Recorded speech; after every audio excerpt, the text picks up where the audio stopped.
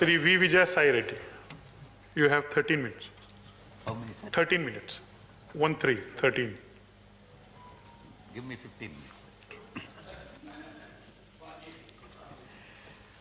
Thank you, Vice Chairman, sir. At the outset, I would like to express my highest regards for Honorable Finance Minister Madam, and I have great respects for Madam. However, I'll have to express the concerns in the budget. Sir, I could find only one positive aspect in the budget, and Finance Minister Madam has increased the limit of 2.5 pension in the case of PF, 2.5 to 5 lakhs, and exemption on which interest is exempted. And there are about 6 crore PF depositors, and 99% are covered, and we applaud Honorable Finance Minister in this regard. Sir, the Finance Minister Madam has very intelligently put it. The senior citizens over 75 years who have income only from pension and interest are exempted. Exempted from what? Exempted from filing income tax returns, not from income tax. So I request the Honorable Finance Minister Madam, because Madam, you have reduced only the complaints burden, not the tax burden. So I request your good self to kindly reconsider it and then exempt the senior citizens from income tax. Madam, the finance bill proposes to make the income tax appellate tribunal faceless, virtual. Okay. All hearings will be either, if necessary, would be either virtual, and only documents can be presented and evidences could be submitted, and thereafter the cases would be decided. But I would like to bring to the notice of the Honorable Finance Minister Madam that personal hearing is the basic stepping stone in the process of delivering well-reasoned and judicious ruling. Madam, this is not at all advisable, Madam. The Supreme Court, in the case of Iswar Iyer versus Registrar, emphasized the importance of oral hearing. I mean, written submissions could be made. It is an option that has been given. And an advocate can either give a written representation or could give an oral hearing. And observed that audi alteram patum. It means that hearing the other side. We need to hear the other side before we decide the matter. Therefore, that is the basic value of the judicial system and is deeply embedded in our constitutional order, Madam. I request you to kindly reconsider this. Madam, this public sector... Vijayasai, please address the chair. Pardon? Please address the chair. Address the chair. Address the chair, please. Yes. Public sector disinvestment made easier. Honorable Finance Minister Madam has made it very easier. True. You can... Which is... No, I can always refer to the Madam. You can't prevent me to address Madam. Of course, I am addressing you only, sir. Sir, Section 2, subsection 19AA of the Income Tax Act has been suitably amended to facilitate the disinvestment of public sector companies. In fact, I have expected Madam, Finance Minister Madam, to harden her stance insofar as disinvestment is concerned, but it is very much disappointing. And in fact, now the reconstruction or splitting up of PSUs into separate companies will be deemed to be a merger. Sir, further 72A has been amended to facilitate further in the case of accumulated carry forward of accumulated depreciation and also accumulated losses, only to facilitate this disinvestment companies. So the first casualties, Shipping Corporation of India and Bharat Earth Movers Limited will be the first two casualties of this amendment to the Income Tax Act. I request the Honorable Minister, Madam Minister, to reconsider this. Sir, going by publicly available information, it is available in the websites also. 31 PSUs, 31 public sector enterprises have so far got the Union Cabinet's approval for privatization. Many notable names features in this list. I would like to highlight, sir, BPCL, Air India, Shipping Corporation of India, Container Corporation of India, IDBI Bank, BEML, Pawan Hands, Neelanchal Ispat Nigam. Of course, Vizag Steel, you are aware of it. They are all expected to go under the hammer in 2021 and 22.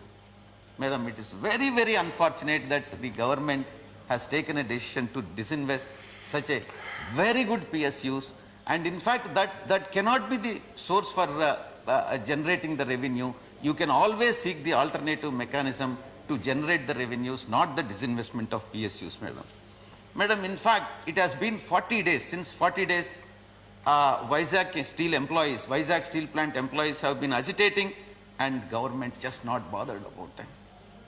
And Vizag Steel Plant is another steel plant, is a steel plant. It was realized after sacrificing 32 lives. And steel plant was making profit from 2002 to 2015. It is only after 2015 it has started incurring losses for two reasons. One is because it has gone for expansion and huge debt has been borrowed, and if debt is converted into equity and debt is at the rate of 14%, and if debt is converted into equity, and if central government is generous, and it can happen, and it can be from loss making to it can be converted into profit making. Secondly, because of non-allocation of captive iron ore mines. It is in the hands of mining ministry, central government. It is in the hands of the madam. So madam can always allocate the captive mines and also convert the debt, and this company will convert into from loss making into profit making. There is absolutely no necessity whatsoever to privatize this Vizag Steel Plant, sir. Sir, and further, 2 years moratorium for interest burden also can be considered in the interest of the public. Sir, therefore, my slogan, our slogan, it is the pride of Andhra Pradesh. It is the sentiment of the people of Andhra Pradesh. Vishaka Ukku is Andhrala Hakku is the slogan. I request the madam, in fact, madam is the daughter-in-law of Andhra Pradesh, and madam knows sentiment of the people of Andhra Pradesh. I request the Honorable Finance Minister, madam, to kindly reconsider the privatization of Vizag Steel. Madam FM will aware, in fact, madam is aware, as I have told, she is daughter-in-law of Andhra Pradesh. South Indian women particularly, they won't sell the gold. They won't sell the family gold. Never in the case of women. In fact, madam has decided to sell the gold of Andhra Pradesh, that is Navaratna PSU of Visakhapatnam Steel Plant, which is very, very unfortunate. It is the sentiment. So I request the Honorable Madam to reconsider. Sir, the central government has the target of 1.5 lakh crore disinvestment next year. As I have told, as I have pointed out, simply selling it PSUs is not the solution. Rather selling the public sector undertakings formed over years. In fact, when steel plant was formed, probably myself and madam were all studying in the colleges.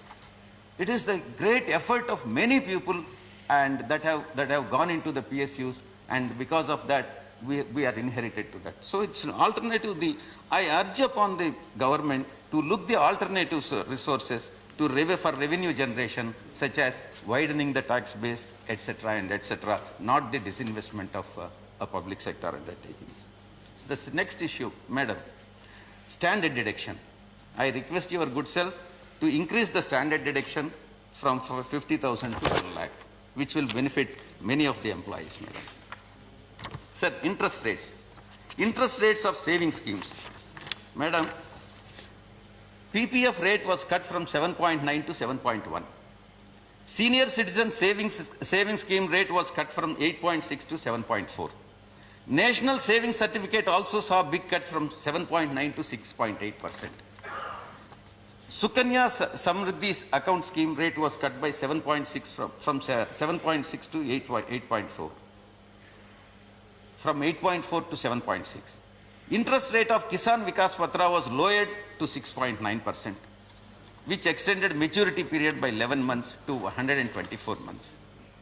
These saving schemes are the social objectives, madam. They are meant to create the sense of safety and security for the families.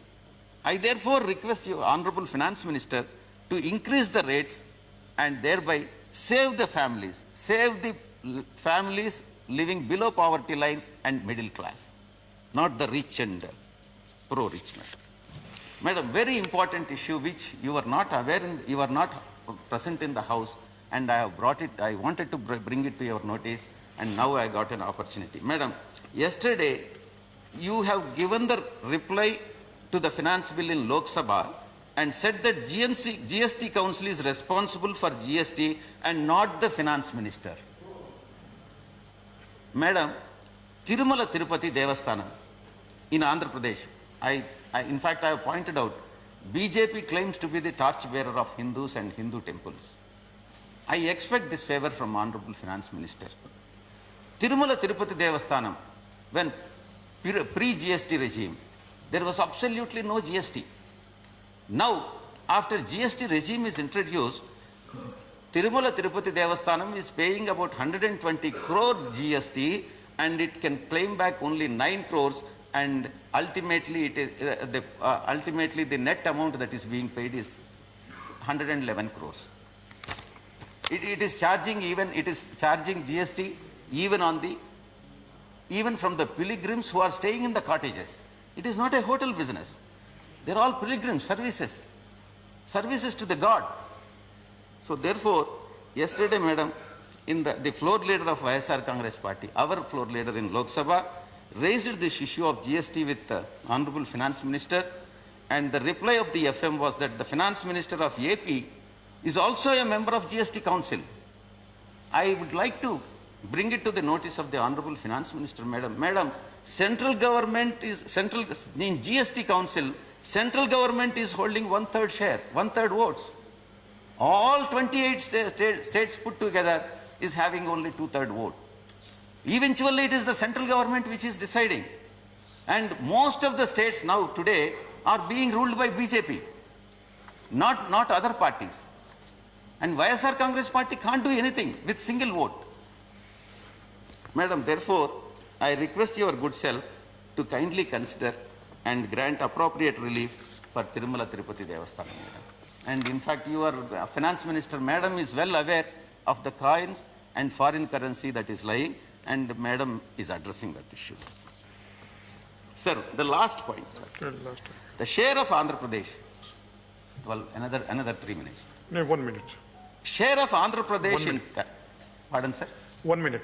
Sir, you have given me 15 minutes. No, you have share of Andhra Pradesh in taxes devolved by the center is falling.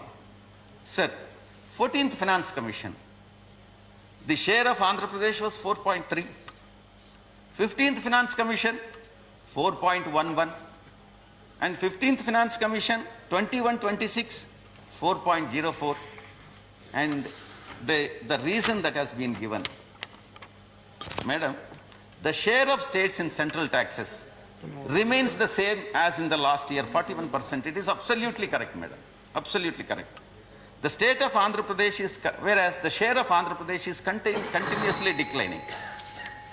2 more minutes, sir. Population has given the second highest weightage, 15% in the devolution of funds, and therefore punishing the South Indian states which are controlling the population. In fact, it is the South Indian states which are controlling the population.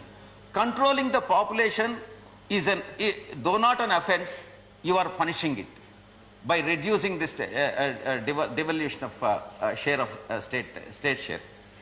And 12.5% weightage is given to demographic performance. I request Honorable Finance Minister, madam, to reconsider the methodology of a devolution of state share from the central pool of taxes. Sir, this is the reason we want, this is the very important. Why? This is the reason why we have been asking for the special category status, and as enshrined in the AP Reorganization Act. Sir, therefore, I request the Government of India to consider granting special category status for the state of Andhra Pradesh, so that the justice can be done, justice is done to this people of Andhra Pradesh. Thank you very much, sir. Thank you, madam.